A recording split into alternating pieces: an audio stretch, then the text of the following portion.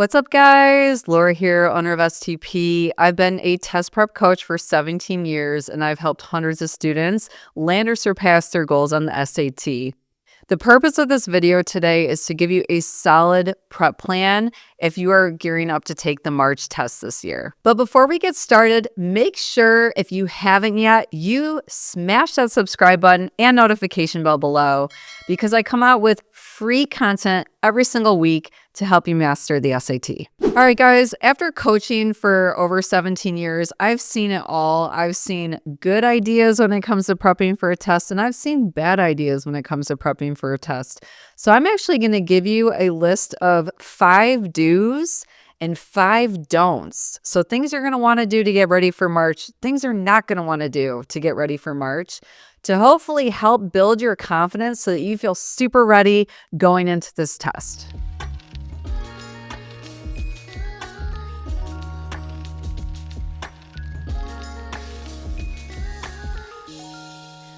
All right, do number 1 is to take a diagnostic test so that you can have an accurate baseline.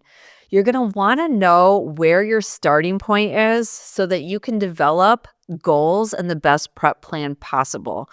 If you don't have a baseline yet, I would recommend taking Test 6 in College Board's Bluebook app, because it's an official test, so it should give you an accurate baseline, and it's one of the more recent ones, so it's in line with what is being tested right now. All right, do number 2, you're going to want to set a realistic but aggressive goal.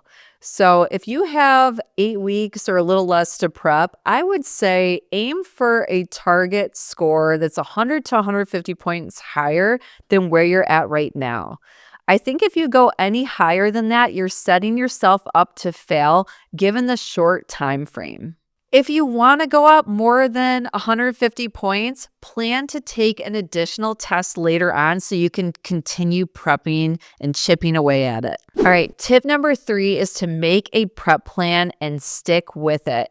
So commitment and consistency is key. I would recommend carving out 1 day a week to focus on the English and 1 day a week to focus on the math minimum. If you could designate 2 to 3 hours for each half of the test, that'll give you a good chunk of time to really progress and get better at each half so that you can see a higher score. But the key is you have to hold yourself accountable.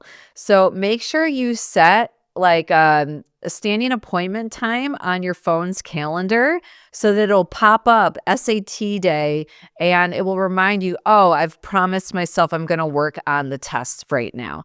You could also get an accountability buddy. So grab a friend who's also taking the SAT and study together. That way you can make sure you're really following this plan. Tip number 4, you're going to want to make sure you use the best prep materials available. I always recommend starting with official College Board materials because it's the real thing. I mean, they're real SATs. So the good news is College Board is releasing new tests in February. So we're going to have tests 7, 8, 9, and 10. I would recommend, if you have the time, taking all 4 of those tests before March.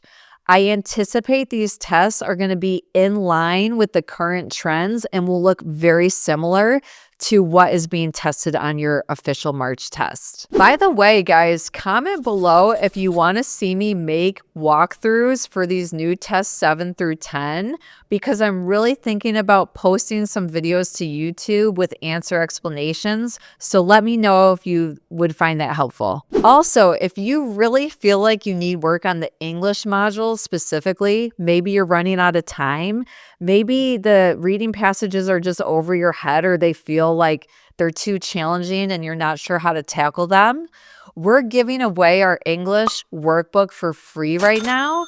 I will link that up here. Just head to our website. Once you subscribe to our email list, we will email you a copy for free. In there are all new strategies I've designed for 2025 to make the English modules a lot easier on yourself. We also have a self-paced course to accompany the workbook. So if you feel like you need more support than the workbook itself, you can also sign up for our self-paced course. I will link that up here right now as well. All right, do number 5, practice self-care, people.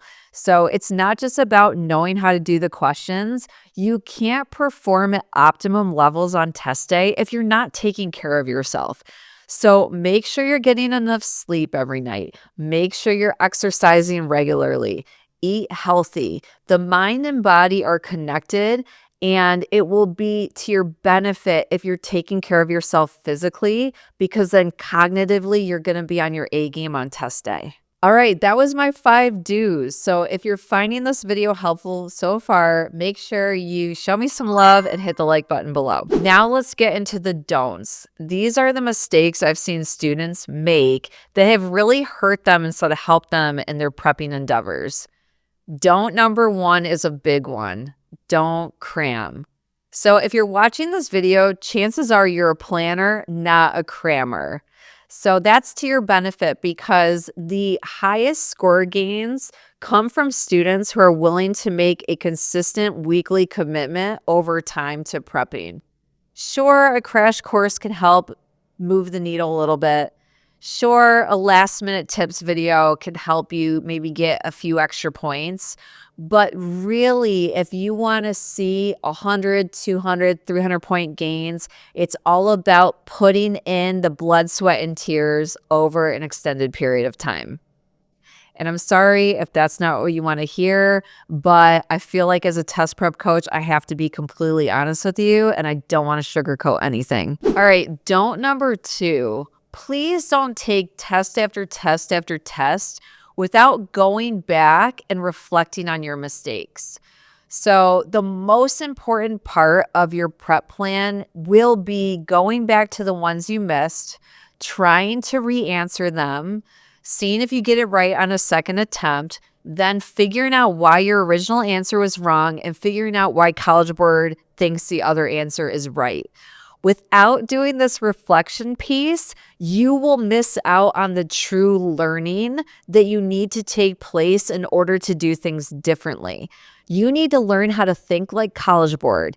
You need to learn how to get these questions right. And if you're not doing that, history is going to repeat itself. I hate to say that. You're going to end up getting about the same score when you go in there. Don't number 3.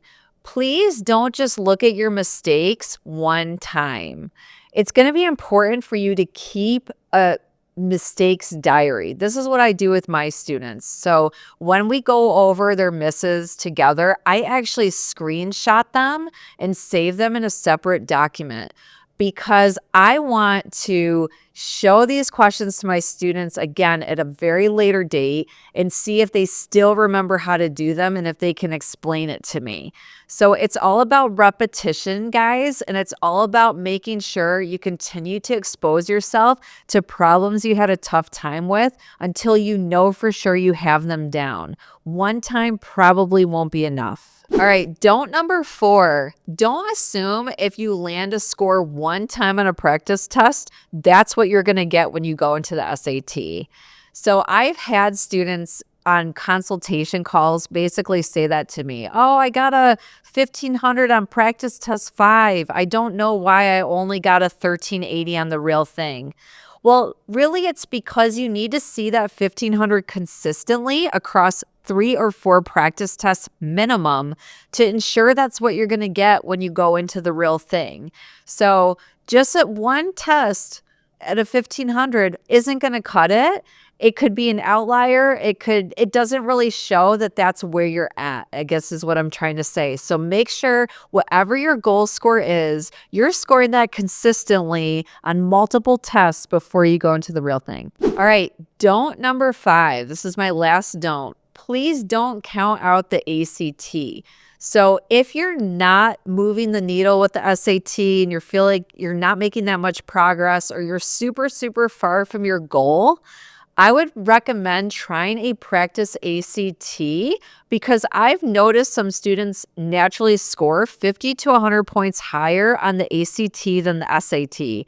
So if you can get a 100-meter head start in a race when you take it, I feel like it's the same thing here. If you have a head start on the ACT, that might be a better test for you to prep from. All right, guys, that's it for my March SAT study guide, do's and don'ts prep plan.